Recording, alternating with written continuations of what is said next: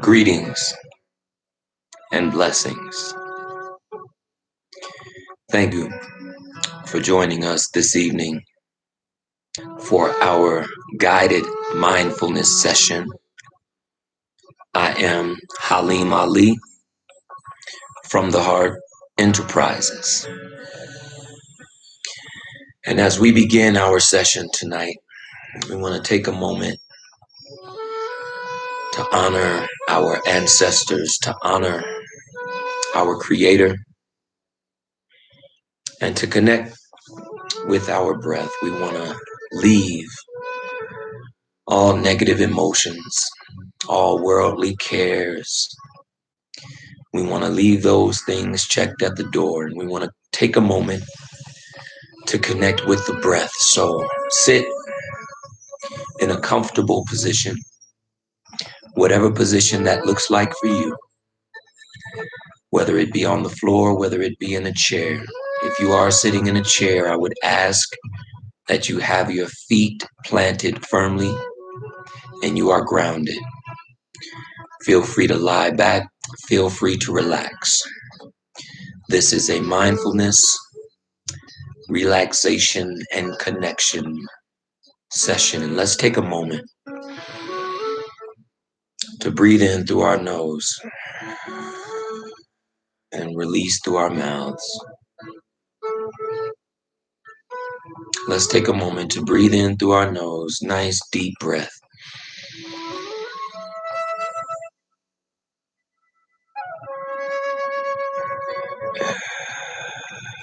And release. We are breathing in through our nose and out through our mouth and release. Connecting with your breath, connecting with yourself, connecting with the I in you.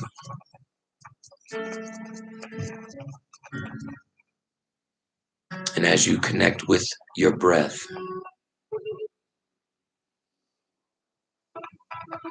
hear my voice, but pay attention to your breath and allow my voice to just happen in your subconscious. The visible is the ladder up to the invisible. The visible is the ladder up to the invisible.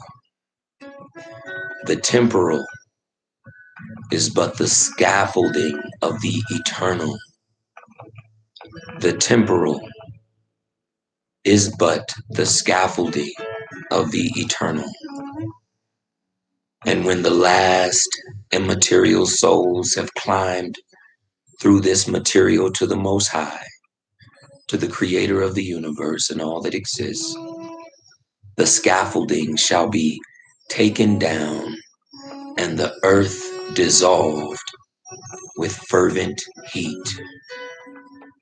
The scaffolding shall be taken down and the earth dissolved with fervent heat. Not because it was base, but because its work is done. Let's take a moment and connect with our breath and know that we are the spiritual embodiment of the Most High's truth. You are not your hair, you are not your car, you are not your house, you are not your mate, you are not your child, you are not your job, you are not your hairstyle, you are not your body. We are spiritual beings on a human journey. And I'd like for you to take a moment, make the mental image, lighting a candle in your mind that will burn out all negative thoughts, all useless and unserving habits. Make the mental image, see the light, see the radiance, see yourself as the light, and imagine yourself being breathed by the universe. Imagine yourself being breathed by the wind, being breathed and experienced by nature. Taking a moment to allow nature to breathe us in, where we are not doing the breathing, we are being breathed. Make the mental image, make it clear, distinct, and perfect. Hold it firmly. The ways and means will develop. Supply will follow demand. You will be led to do the right thing at the right time, in the right way. You will be led to do the right thing at the right time, in the right way. Earnest desire. Let's breathe in earnest desire. Legitimate desire. Earnest desire, the desire to be free. The desire to become one with yourself. The desire to heal the family. The desire to heal the self. Earnest desire. This leads to confident expectation. Confident expectation, where we know the thing that we pray for is already ours. When we may not know the how, but we do know the what. We figure out the what and we let the universe show us how. Let's breathe this in. Breathe in this vision of collective collaboration. Breathe in this vision of collective work. Breathe in this vision knowing that the universe is your servant. Make the mental image. And once we establish the confident expectation, this in turn must be reinforced by firm demand. Firm demand, knowing that you deserve to live your best life, knowing that honesty, purity, and righteousness is your birthright, knowing that we have lost our estate and we are here to reclaim the things that were either lost or taken away from us. We are here to reclaim our humanity. Let us breathe that in.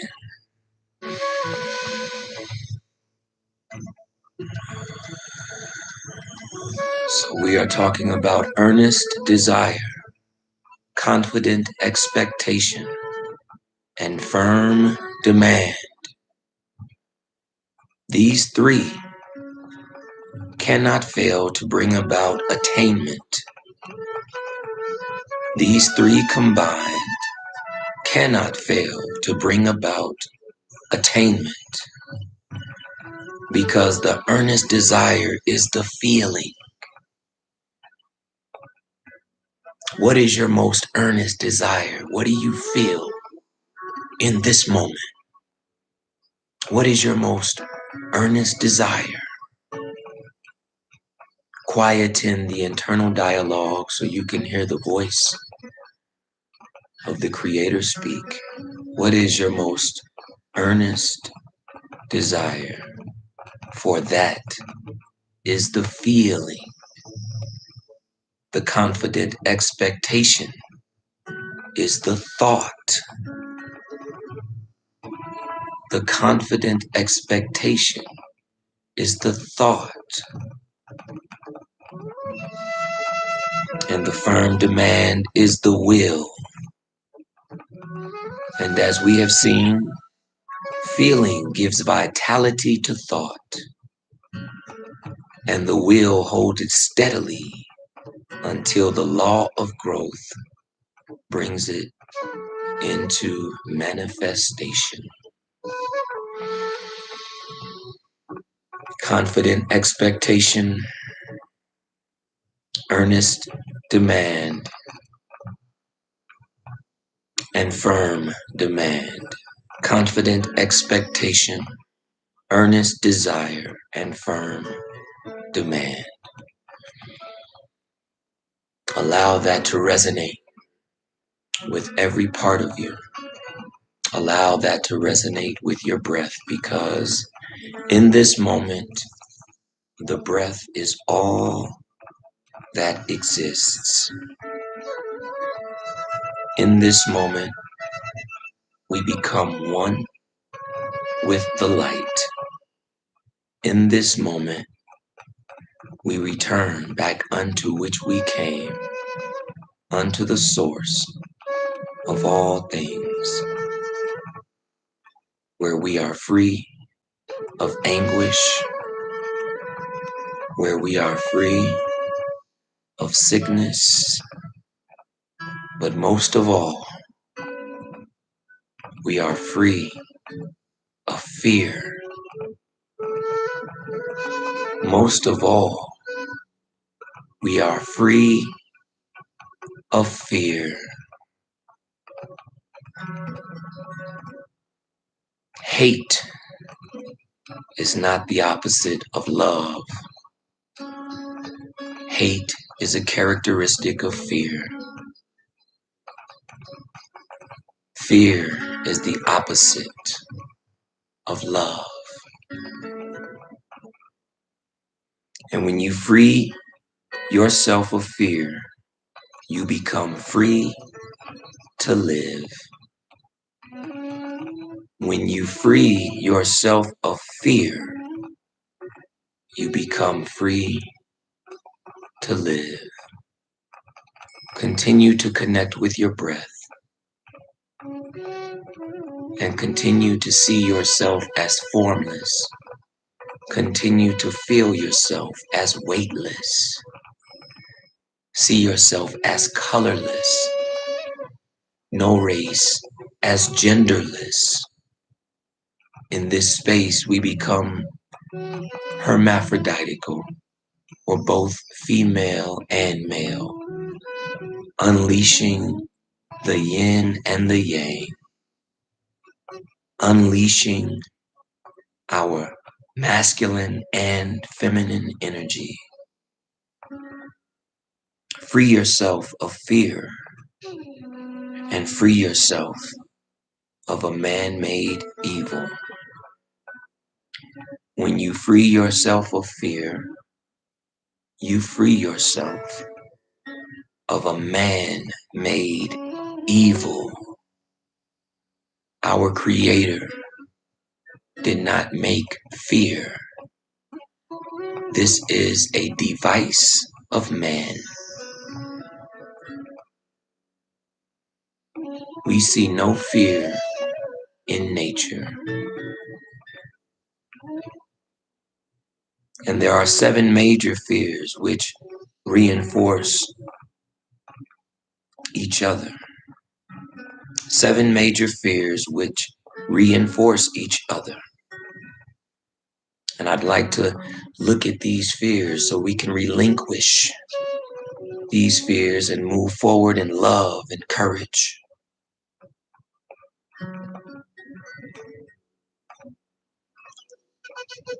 Fear, the most powerful of negative motives.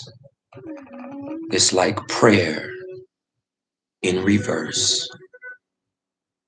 It has been said that fear is the most powerful of negative motives and is prayer in reverse. So when we talk about the 7 major fears, we talk about the fear of poverty,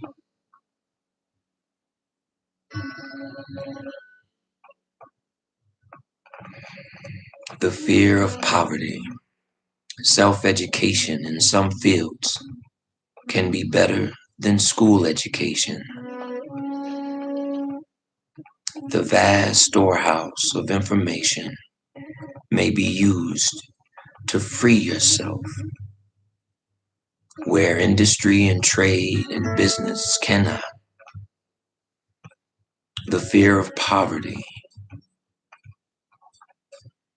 And we must receive abundance with open arms and know that you can take abundance from abundance and abundance remains, dispelling all thoughts of lack, limitation, and poverty.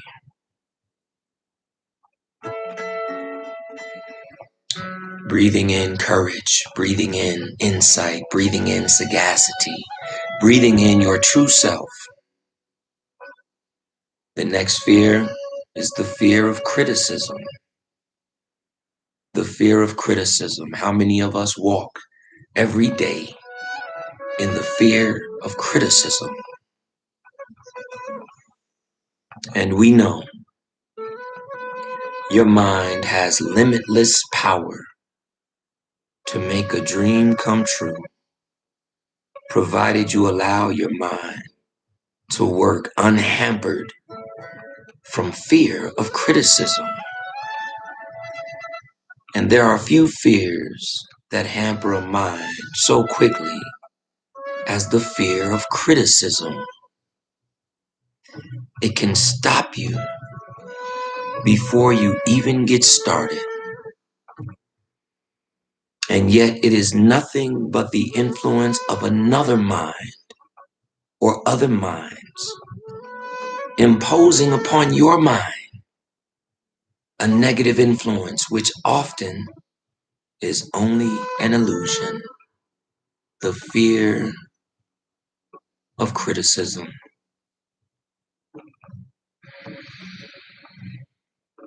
And the third is a fear that we all know too well. Experiencing a global pandemic, the fear of ill health. The fear of ill health. Almost all of our illnesses are caused by unpeace of mind, unrest, misery. We are not to dwell upon the image of illness, but the image of healing. Take a moment to imagine yourself in a healed place, in a healed space, in a total and complete healed space, free of all anguish, sickness, illness, anger, because there is a such thing as emotional illness as well. And the mind tends to transmute all beliefs into their physical equivalent. The mind has a tendency to transmute all beliefs into their physical equivalent. But faith is the great universal medicine which prevents illness, cures illness, and builds a resistance to further illness. And it heals and also sustains. So the antidote for the fear of ill health is faith and creative imagery, seeing yourself healed in whatever way you may need healing. Number 4, the fear of loss of love. The fear of the loss of love. We are taught that love walks hand in hand with peace of mind. When you belong to someone, or someone belongs to you, it is not the same as selfishly possessing. One who truly loves another does not hold his or her mate in chains of jealousy, possession, and bondage. For this is fear of the loss of love. Love cannot be demanded. Love cannot be demanded or imposed. It must be given. Should it cease to be given, it no longer exists. Love cannot be demanded or imposed. It must be given. And should it cease to be given, it no longer exists. What kind of love do you have in your life? What kind of love are you attracting on a daily basis? Are you demanding love from hardened hearts? Are you demanding love in ways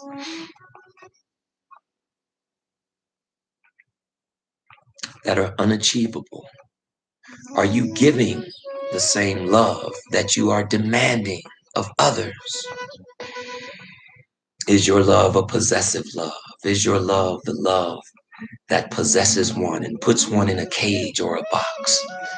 Or is your love the type of love that brings freedom, liberty, spiritual liberation? How are we loving? How are we loving ourselves? The fear of loss of love.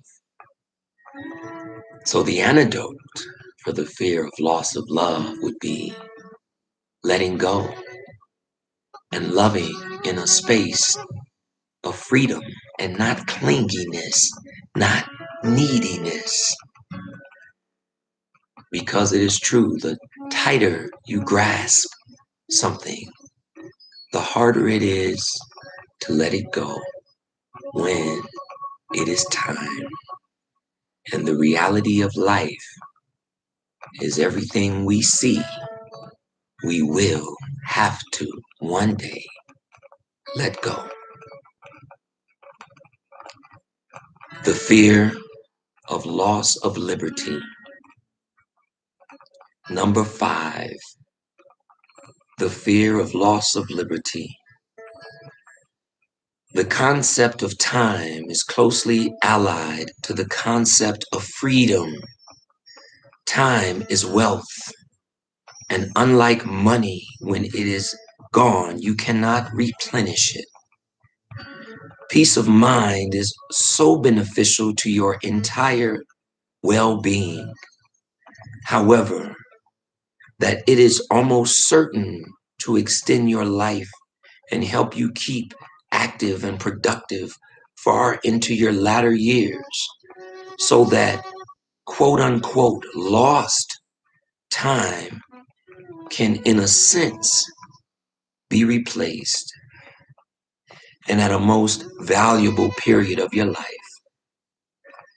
And when we speak of liberty, the loss of liberty, the fear of loss of liberty, liberty extends in many directions. Those who fear slavery are the ones who have made themselves slaves, for they have conditioned themselves to slavery and know how defenseless they have become. And a lot of times we find people are slaves unto the world, unto objective things, unto riches, unto wealth, unto their job, unto their livelihood. Number 5, the fear of loss of liberty. And the antidote for the fear of loss of liberty is to know that nothing is truly ours. Nothing is truly ours, and the only way we can keep anything is by giving it away. And how about number 6, the fear of old age, right? The fear of old age, the fear of maturation. Nature never takes away anything without replacing it with something of equal or potential value. When nature takes away youth, she replaces it with wisdom. So fear not old age, but grow wiser, better, and stronger. For sickness is not a prerequisite of age and life. And lastly, the fear of death. Number 7, the fear of death. There are 2 types of circumstances. Type 1 is the kind of circumstance which one may control, modify, or avoid entirely. This type is worthy of one's attention. Type 2 consists of circumstances which one cannot control, of which death is the prime example. Master the philosophy which accepts death as inevitable and which makes no false attempt to see what lies beyond the veil we cannot penetrate, and you will fear nothing. Master the philosophy which accepts death as inevitable and which makes no false attempt to see what lies beyond the veil we cannot penetrate, and you will fear nothing. And if we are really in the spirit, we know death is but an illusion, and only he or she who has fallen in love with the flesh believes in the illusion of death. But for he or she that knows that the flesh is but the tomb of the soul, the body is but the tomb of the soul, and the soul lives from everlasting unto everlasting. These are the 7 deadly fears in which we wish to free ourselves. Let us take a moment to come back into the room, to come back into the space, to come back into this physical reality. Take your time, shine your light as you move about your week. Shine your light and allow your pulsating radiance to ignite the light in others. For we cannot be strong without each other, and we cannot shine without each other. My name is Halim Ali. From the Heart Enterprises is the organization. Breathwork, mindfulness is the movement. Thank you for joining us on this beautiful Tuesday evening that our Creator has made. Peace and love to you all, and I look forward to seeing you again next Tuesday.